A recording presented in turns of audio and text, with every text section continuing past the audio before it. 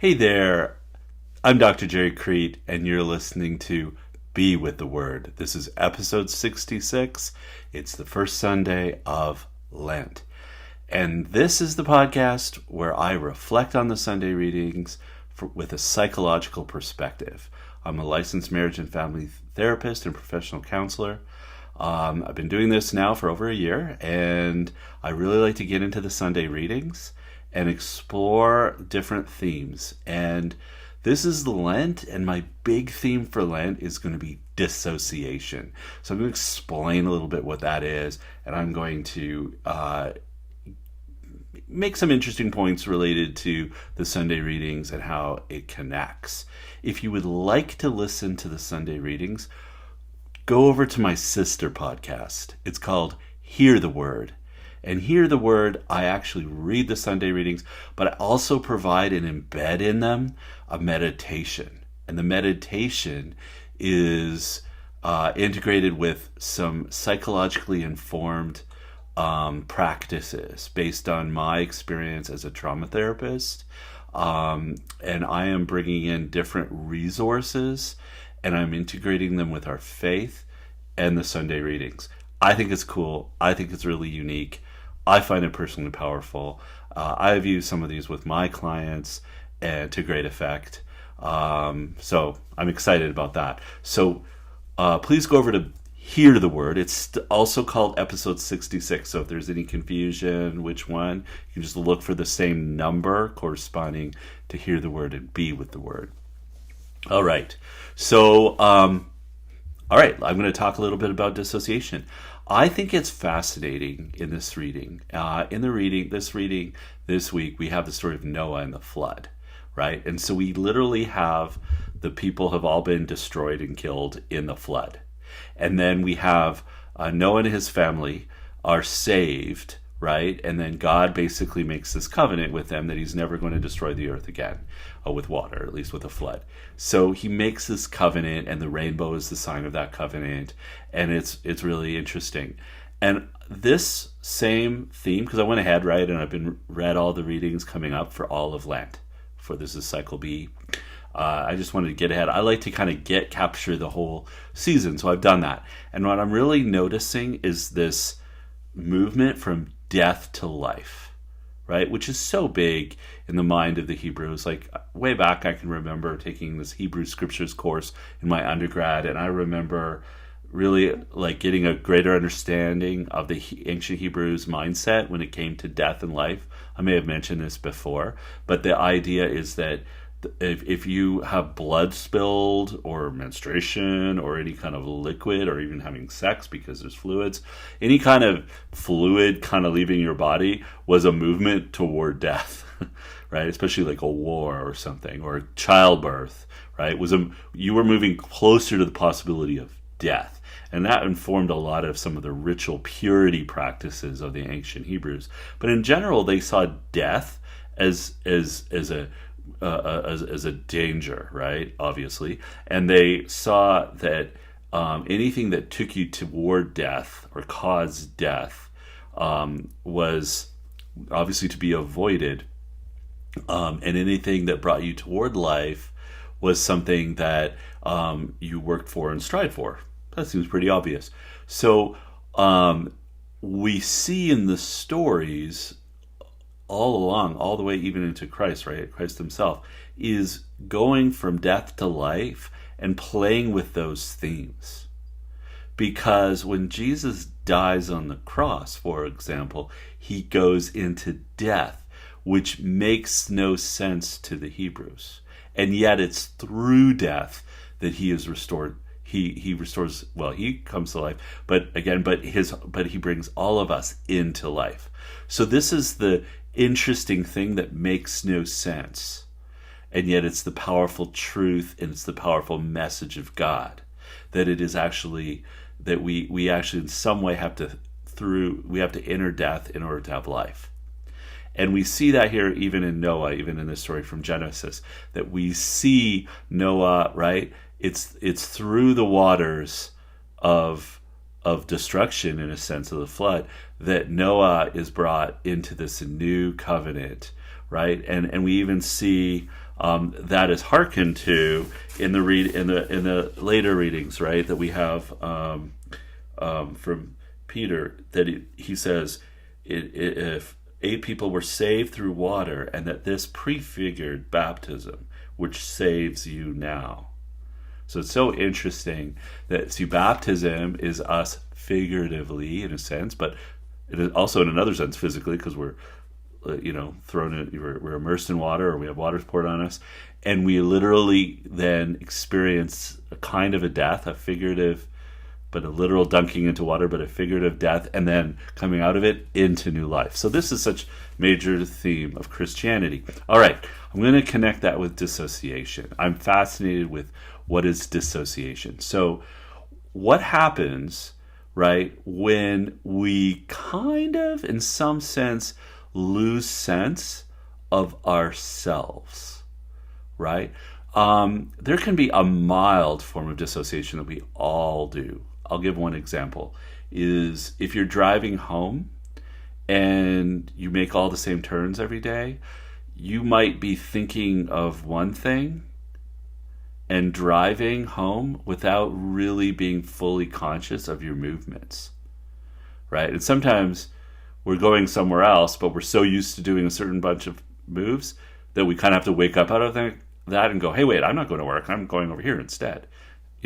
And so when that happens, we've had a mild dissociative experience, right? And it's where we're not fully present with our own actions. The other extreme form of dissociation, the most extreme form of dissociation, would be, a dissociative identity disorder, which used to be called multiple personalities, which you see, portrayed sometimes in TV and movies, usually to dramatic effect. But that's where a person is so disconnected from parts of themselves that there's sort of like an amnesia wall, or where we don't know about the other parts, or when one part of ourselves is acting, the other parts are unaware. That's the most extreme and rare type of dissociation. Which is often used, is called DID. But there's all kinds of dissociation that happens in between. So I'm just going to kind of explain why I think this links to Lent, and it links to this passage today and into the ones we're going to be looking at over the next few weeks. Okay, because there are certain elements associated with being more dissociative. So PTSD, for example, is traumatic stress disorder, right? Post-traumatic stress disorder, or other forms of being somewhat more dissociated.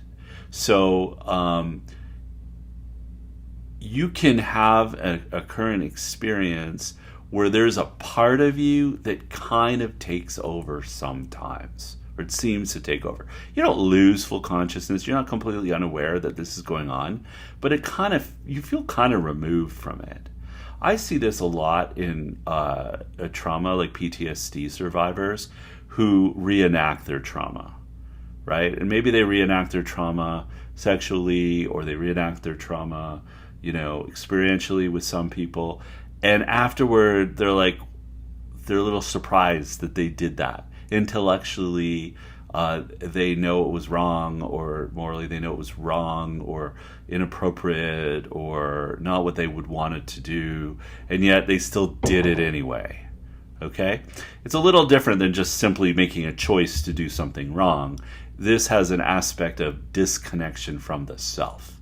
And so from a parts perspective, whether that's internal family systems or ego state therapy or some kind of aspect of the parts, we know that when trauma happens, we sometimes disconnect, especially like say the trauma happens in childhood, we disconnect from a part of ourselves in order to survive, right? And so we learn early on to kind of lock away something, right, in order to protect ourselves. So, for example, if we have an abusive parent, right, we We know that we must remain attached to the parent because we need them for all kinds of things, right? We need them to survive. We need that attachment. They feed us or take care of us or drive us around or something. So on one hand, we have to attach to them, and we somehow have to survive the abuse itself. So we have to somehow manage the fact that this person is doing something harmful to me in some way, while at the same time I need them, right? And so in order to do that, because that's quite a disconnection for the person, right? They're having to act a way they don't feel. They're having to behave in a way to manage a relationship that makes no sense to them or is hurtful to them. And so that's where the way I see it is some kind of part forms or emerges in order to manage that for the self, right? So that could be where there's a part of us that emerges that's the super good boy or girl, right? In order to, or the caretaker. I have to caretake or be super good for this, say, parent in order to make sure they stay attached to me and that they like me. But I have to shut off something else inside of me in order to survive also, right? And so I would say that we are in those instances, if I go biblical with this, I would say there's a sense in which we move from life to death when we have to dissociate from ourselves, right? So I'm not being fully me. I lose some aspect of my identity. I can't resolve the inner conflicts that I have, so I have to disown some part of me in order to survive. Okay? A lot of times when you have to disown parts of yourself to survive, then those parts become very resistant to change. They become very rigid sometimes. They often act like the age where this happened. So they might even appear in our current lives as very immature or childlike or irrational, right? And we don't have any ability to or we struggle with the idea of adapting. Now, I'm trying to address that a little bit. I mean, this is something, if you have this experience, you need to go to your therapist and you need to work on it, right? But I do a little resource over at Hear the Word for episode 66, where I actually look at a 5-year-old who needs to maybe receive the things that a 5-year-old needs, right? So a 5-year-old needs to feel like, he can play and he has friends and he wants to be like his friends. He might want to be like his dad, or she might want to be like her mom, or she might want to know that their friends like them and the parents are happy with them. But at the same time, they're wanting to be independent and try things on their own, right? So all those things are normal, healthy 5-year-old behaviors and developmental stages. And when those get frustrated, or other ones get frustrated, it causes what I'm talking about, some forms of dissociation. And if it's very severe abuse, it can be very severe ways of adapting, right? So like to me, when a child is very early on, experiences a lot of abuse earlier on, they tend to be either extremely withdrawn, almost like they become invisible because they had to be invisible to survive, or they become over emotional and overreactive to be noticed or to get any attention and get any of their needs met.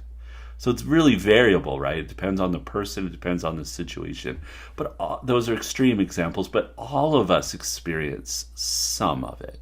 We all adapt in ways that sometimes move us in a way more, I would say, toward death in the biblical sense. In other words, away from God, away from our true selves, right? And we want to be called back into life. So what does that mean, to be called back into life? Well, we need to have those resources strengthened. So we have to be kind to ourselves. Notice if there were parts of ourselves that are disconnected or struggling or, need something. And so we have a tendency to have other parts judge that or be critical, and and we have this like inner conflict going on over this, right? And so what we're wanting to bring, and certainly in parts work, we're really wanting to bring us empathy and appreciation. Let's appreciate that, for example, that 5-year-old. How wonderful he or she really was. How delightful they were. And when they were having a hard time, maybe they did something wrong and got in trouble, or maybe they got in trouble for doing nothing at all. But we want to empathize with them and understand them, right? And we got to notice that there are parts that are a little bit within us that might be stuck and that need that level of care. Okay, so I'm not going to say a lot more. I could talk forever on this. I love this topic. But I'm going to be looking at dissociation and this sort of idea of the more we are dissociated, the further we are away from life, and the more that we become ourselves, fully ourselves. And obviously we come with humility to God, and we are willing to be taught by Him. We're willing to be guided by God. We're willing to learn. We wanting to know His truth and love. In the Psalm it says, "Your ways, O Lord, are love and truth." Right? And so we wanting to embrace that, and we're noticing, and we're wanting to bring all of ourselves, our parts, all to Christ, right? Who suffers and dies in order to bring us life. And that's the whole message, right, in the Gospels, that He does that for us. And so this is the season to bring all of our hurting parts to Him, and to allow Him to show us the way, and to allow Him to bring healing, right, and give us all the things that we need. And it says, "One does not live on bread alone," is the verse before the gospel, "but on every word that comes forth from the mouth of God." Isn't that so amazing? We don't live by bread alone. We actually need our hearts, our souls, fed with love. And He does that in the covenant. He wants to restore relationship. All right. That's all for today. So I hope to connect with you online at Souls and Hearts. I hope you'll go over to our main website, soulsandhearts.com, and we've got all kinds of courses, and we've got other podcasts, and we've got communities. There's Resilient Catholic Community, which I believe has a waiting list right now. I'm creating another community right now, is in the works, called Catholic Journeymen, for men, and I'm also going to be working on hopefully having one for women, a corresponding one as well, and but it's all in the works. So in other words, we've got great plans, great stuff coming up. There's a cool forgiveness course, a pilot forgiveness course going on right now that we will make available to anyone else who's interested in the next few months. So look out for that too. Anyway, I hope you have a great week. I hope you have a wonderful, blessed beginning of the Lenten season. So until next time, be still, believe, and be loved. Take good care.